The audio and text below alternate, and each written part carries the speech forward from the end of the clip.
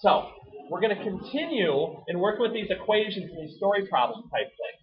But today we're going to get more into unit rate type things like we did before, but we're going to do it with equations. So here's how this is going to work. I'm going to take a look at a couple of these with you, but there's one little note that I want you to make up on the top. We need to match up our like measurements, and I'll explain what that means in a minute when we get to the first one. But they need to be across from each other. Nope, this is a little bit different. This is going to set these up in proportion. So when we were solving those proportional... All right. Back at it to here, though. So for instance... Okay, hang on. If 2 cubic feet of sand weigh 90 pounds, how much do 5 weigh? Okay, here's the way we're going to do this. I'm going to take those first two values. So I have 2 feet over 90 pounds. And I like to put labels to the outside of what I have, because here's what I think with it. Yes, ma'am, and sir.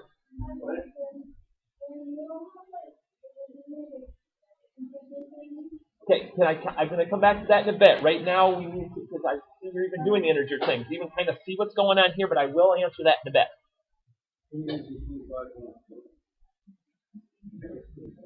Ooh, and okay, let's do it this way, and then let's talk about that, because that's a good way of looking at things.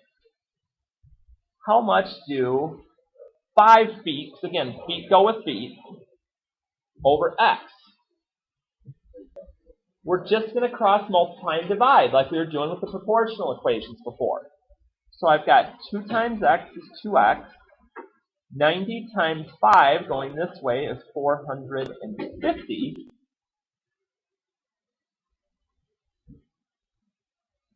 Then we divide by 2.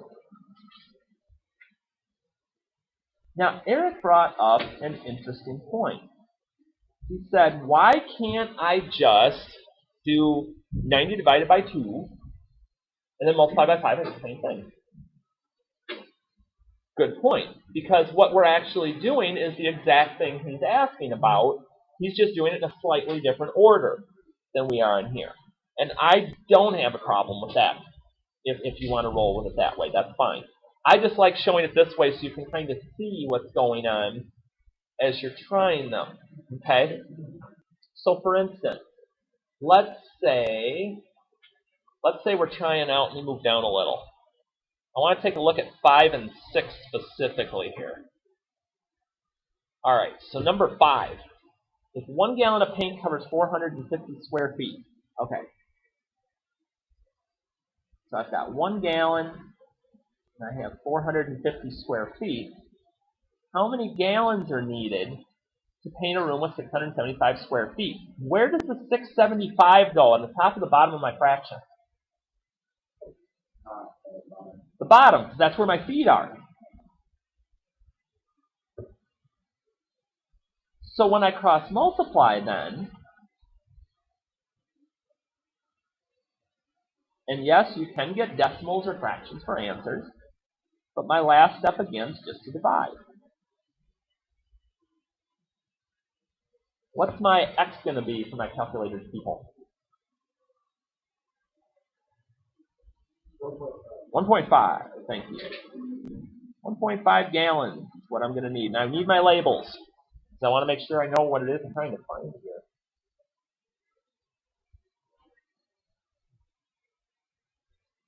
One more to take a peek at. A flagpole past a shadow 32 feet long. Okay, 1, 2, that's my flagpole. If a man, 6 feet tall, casts a shadow 8 feet long. Now you start to look at this for a minute, you're like, well, they don't talk about a flagpole again. So here's what we got to do. We don't want to use flagpole. It talks about a shadow. Okay. But when I see the other one, it talks about this guy has a shadow that's 8 feet. Okay, shadow stays here. But he's 6 feet tall. How tall is the flagpole? Ooh. They can change the order up on me sometimes, where I can't just say the first two numbers in my first fraction. It might not work that way, which is why I've really got to read carefully and why I suggest labeling the parts of your fraction as you get pieces so you can figure out what matches up with what. Because this time my x is in the first degree, my first fraction. Still, it's going to work the same way. I'm still going to cross multiply, and I'm still going to divide.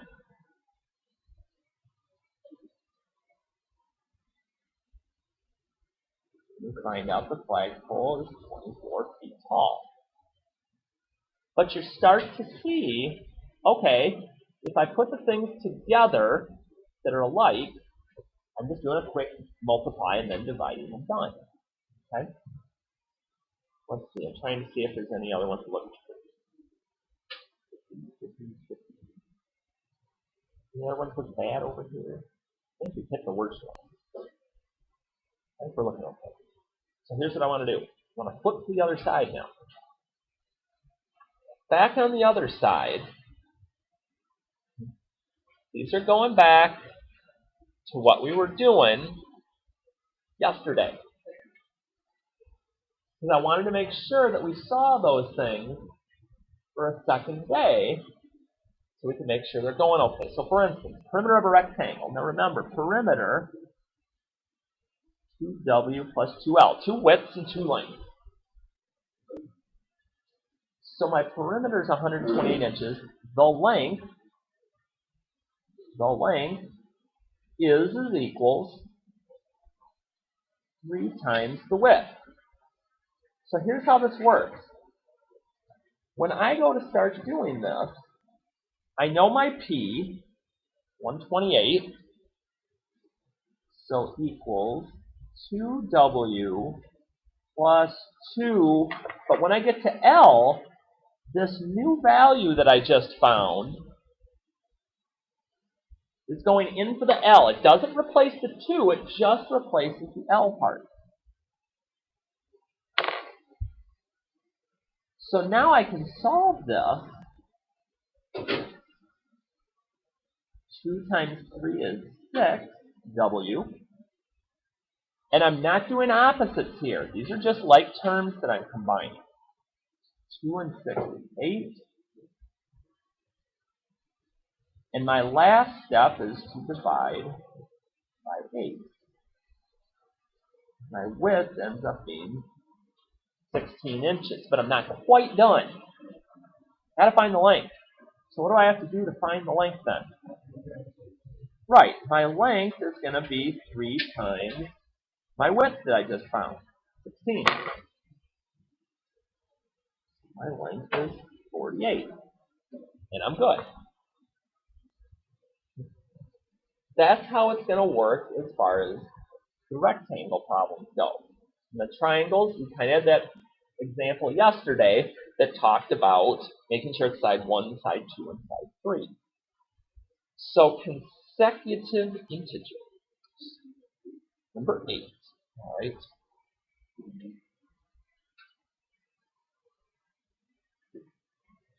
Find 3 consecutive odd integers whose sum is 75. Okay, let's talk again first about what consecutive odd integers would be. So like if you add the numbers 5, 7, and 9, or if you add the numbers 19, 21, and 23, what you're doing is you get that first number. So like in this case, that first number would be x. What do you do to get to the second number? Well, what do I do to get from 5 to 7? Add by 2. What do I do to get from 5 to 9?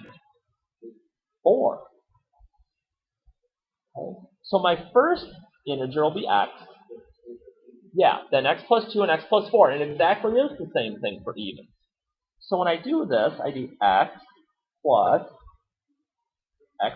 2, because that's my second integer, plus x plus 4, that's my third integer, is 75. And again, they're all like terms on the same side. So I just put together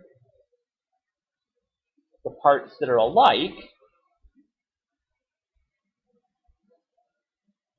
So what do I have to do to solve my equation now? What's next? Minus the 6.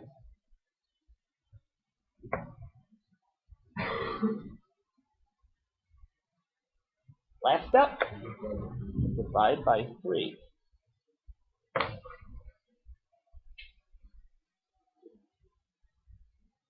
So if my x is 23, to get all of the values, if I have 23, yeah, then I add 2 to get the second one, which would be 25, and add 4 to that to get the third one, which is 27. So whenever you see odd or even, if you have 2 digits, it's going to be x and x plus 2. If you have 3, it's going to be x, x plus 2, and x plus 4. And it doesn't matter if it's odd or even. If it's consecutive, we just add 1 each time. And that's the only difference with those. Okay? What I've also done